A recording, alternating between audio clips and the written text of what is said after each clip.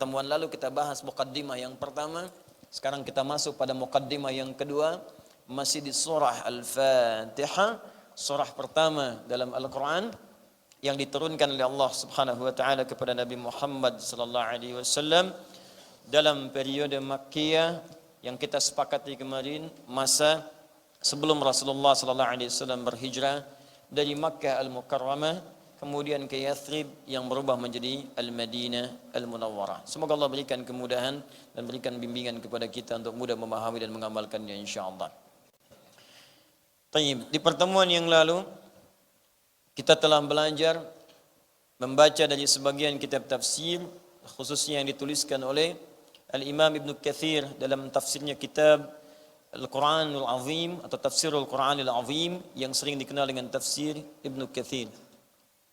Di pertemuan lalu kita telah bahas bahwa Al-Fatihah memiliki banyak nama. Ya, itulah namanya itu. Ada anak tadi yang nyampaikan, betul katanya, baik ya. Itu bahasa baik. Namanya ada 10 nama setidaknya yang tercatat dalam kitab-kitab tafsir disampaikan oleh para ulama. Di pertemuan lalu sudah kita bahas ada Ummul Kitab, ada Asasul Quran, ada Al-Kafiyah, ada Asy-Syafiyah, ada Ar-Ruqyah ya yang telah kita bacakan, ada As-Shalah, ada Alhamdu, ada Asy-Syifa. Setidaknya ulama menghimpun ada 10 nama yang terkait dengan nama Al-Fatihah. Baik, saya bacakan kaidah dulu ya dalam ilmu tafsir. Nanti kita praktikkan di setiap nama-nama Al-Quran.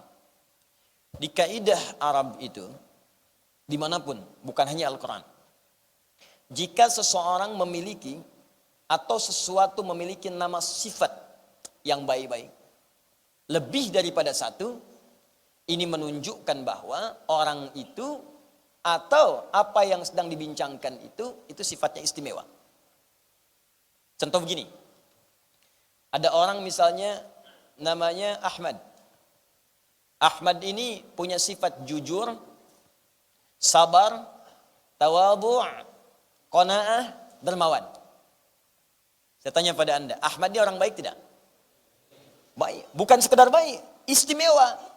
Karena dia mencakup hampir semua jenis-jenis sifat-sifat kebaikan. Jadi kalau ada orang jujur, dia jujur. Kalau ada orang tawadhu', beliau tawadhu'. Kalau ada orang sabar, beliau sabar. Kalau ada orang qanaah, dia qanaah. Begitu mencakup semua sifat-sifat ini menunjukkan orang itu istimewa. Kan ada orang jujur tapi kurang sabaran, ada. Ada orang sabar tapi kurang jujur. Banyak. Pencuri itu sabar banget tapi jujur tidak. Hah?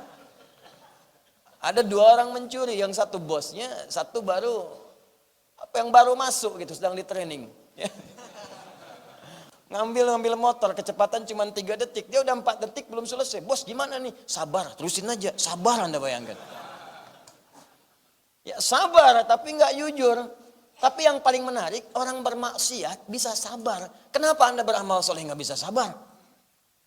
Itu sekarang banyak terjadi tuh. Orang bermaksiat bisa sabar, kenapa Anda berbuat taat gak bisa sabar? Nonton bola bisa sabar. Nungguin sampai alarm di setel, kopi disiapkan, kacang Garuda dan macam-macamnya hadir semuanya. Ada semua, nungguin bola final. Menang. Menangis jagoannya. Kalah.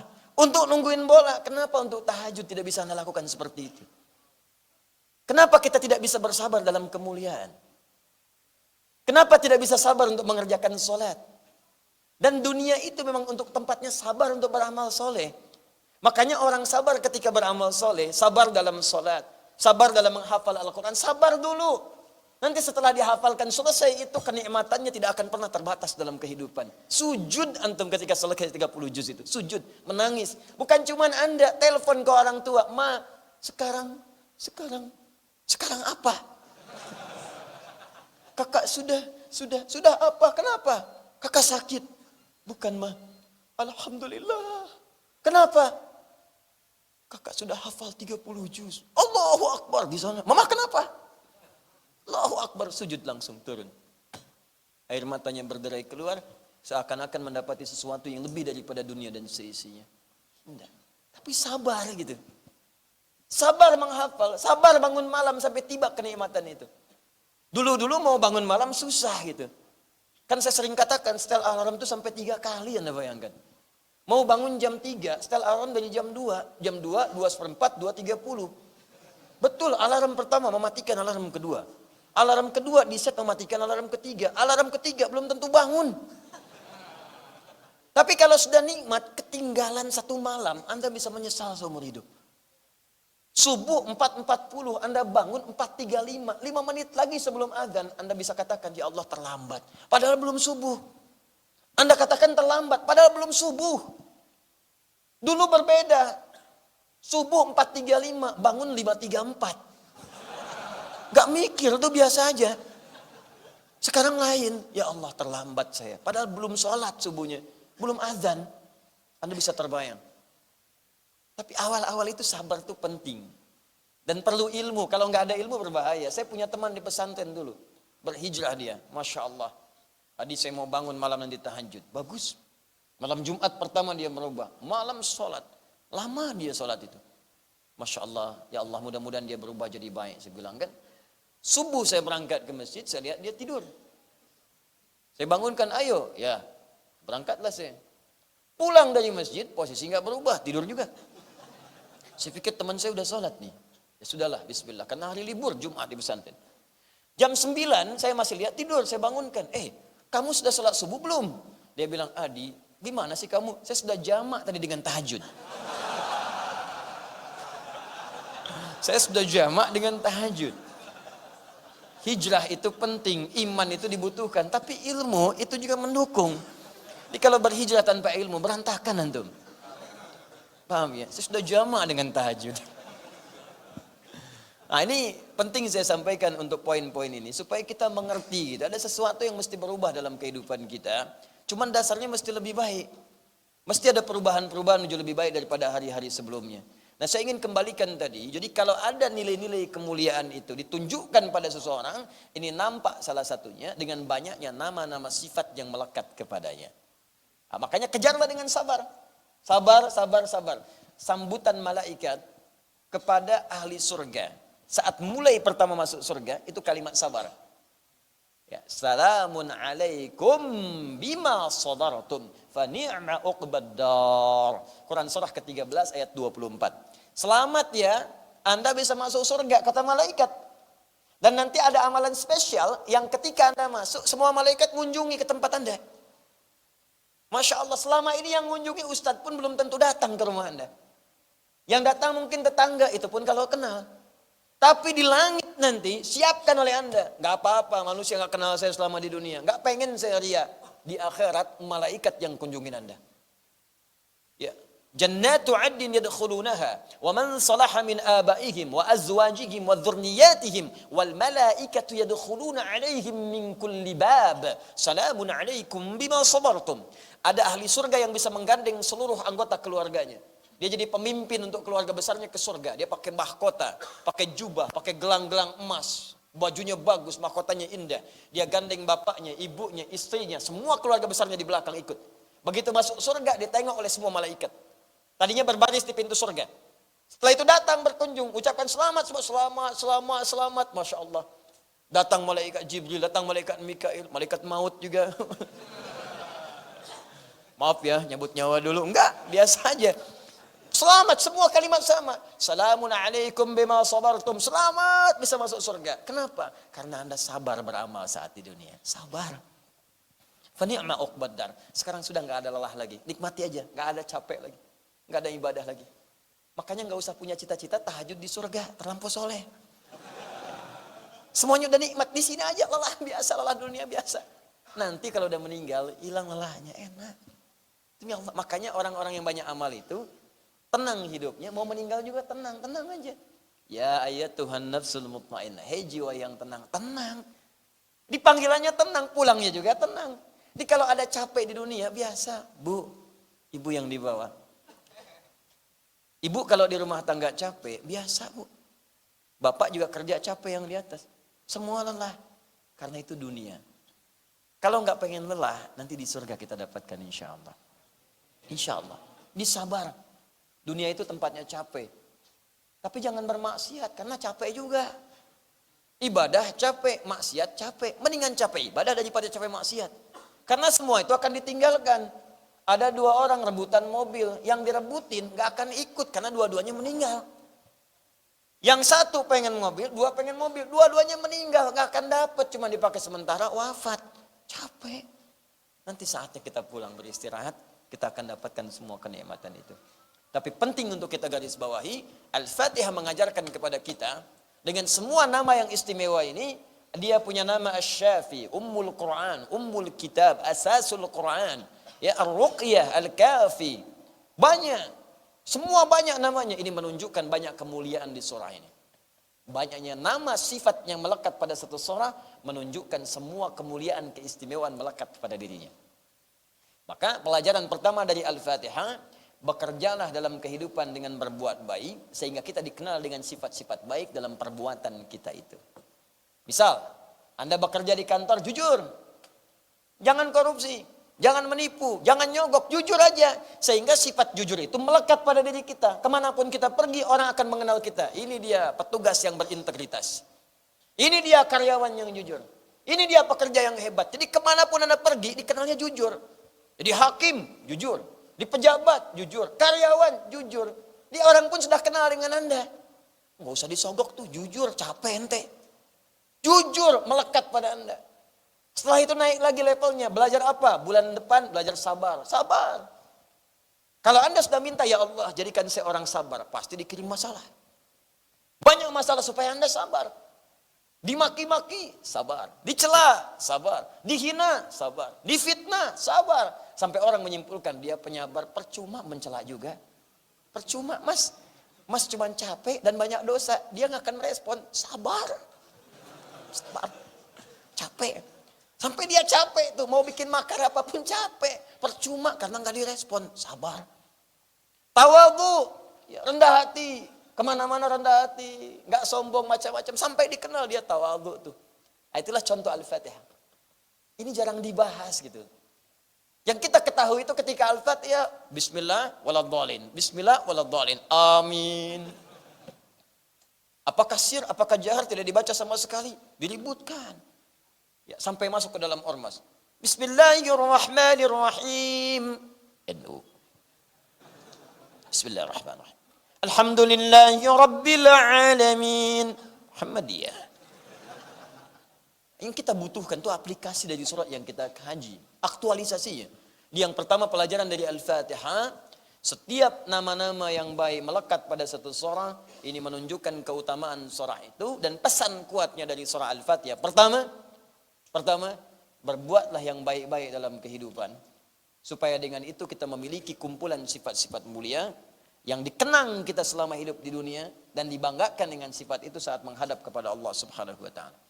Karena itu di antara mukjizat yang melekat kepada Rasulullah Muhammad sallallahu alaihi wasallam sejak mulai dilahirkan semua nama beliau itu bentuknya sifat. Sifat. Di Nabi Muhammad itu sebelum lahir sudah punya mukjizat. Saat lahir punya mukjizat. Tumbuh berkembang ada mukjizat. Sampai remaja punya mukjizat. Dilantik jadi nabi saat akan menikah dapat mukjizat. Dilantik jadi Nabi Rasul, turun kemudian mukjizat terbesar untuk menetapkan beliau Rasul.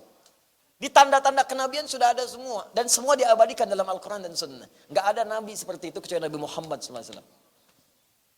Saya tunjukkan kepada Anda, belum lahir, sudah ada mukjizat. Apa mukjizatnya? Sudah didoakan oleh Rasul-Rasul sebelumnya langsung dengan isyarat nama dan kemuliaannya.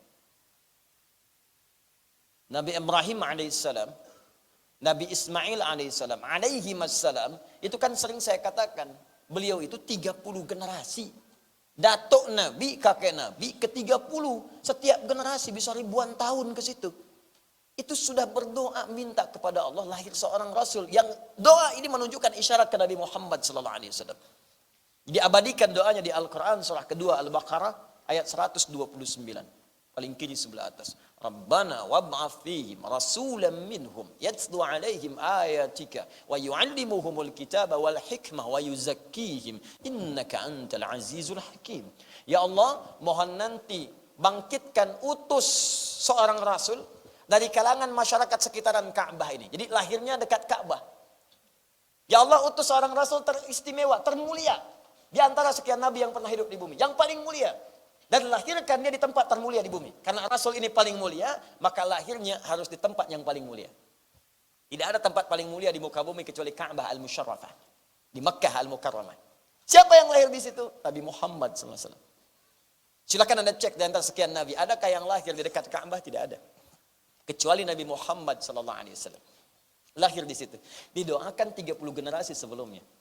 Kan sering saya katakan Muhammad SAW bin Abdullah bin Abdul Muttalib bin Hashim bin Abdul Manaf bin Qusay bin Murrah bin Kilab bin Ka'ab bin Ghalib bin Fihir bin Malik bin Nadar bin Kinana bin Khuzaimah bin Mudrika bin Ilyas bin Nizar bin Mudar bin Ma'ad bin Adnan bin Adi bin Adri bin Muqawwam bin Nahur bin Tarikh bin Ya'rub bin Yasjub bin Nabit bin Ismail alaihissalam bin Ibrahim alaihissalam. 30 generasi. Ya. Siapa yang doakan antum 30 generasi sebelumnya? Supaya antum lahir misalnya. Ya Allah lahirkan dia di kota penuh harapan, Bekasi. Duta harapan, ya, ujung harap sampai ke ujung harapan tuh. Ada. Harapan indah, ya, dan seterusnya. Enggak ada. Mungkin 30 generasi sebelumnya enggak kebayang ada antum nih sekarang. Ini Nabi didoakan, dah bayangkan.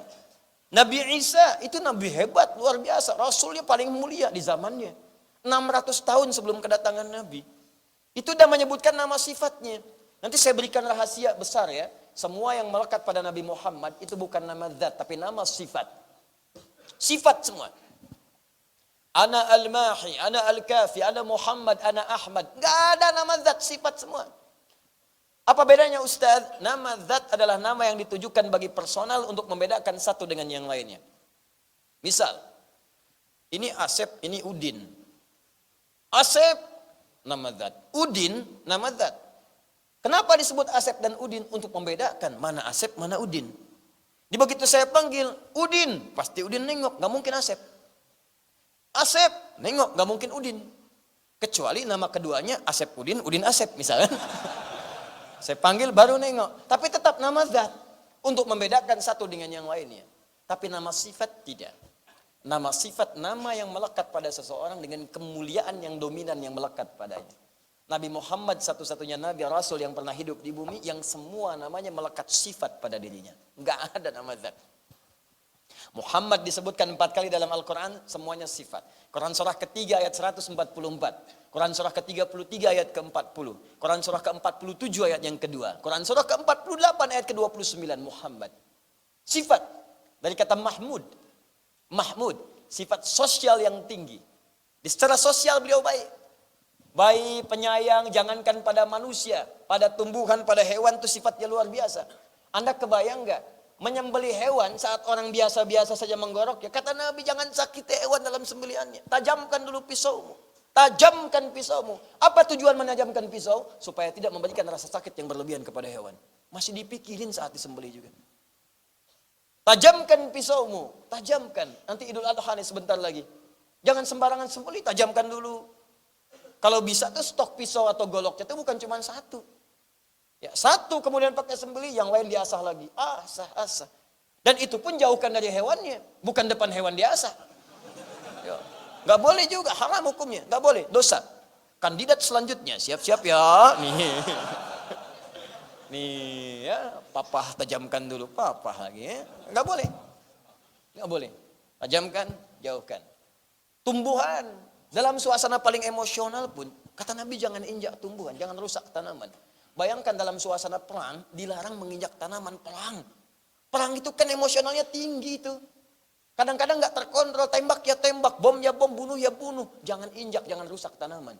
Makanya ulama banyak yang berfatwa sekarang, dalam suasana perang pun dilarang merusak tanaman, maka kalau ada orang yang menggunduli hutan di waktu-waktu yang damai, dosanya lebih besar daripada waktu perang.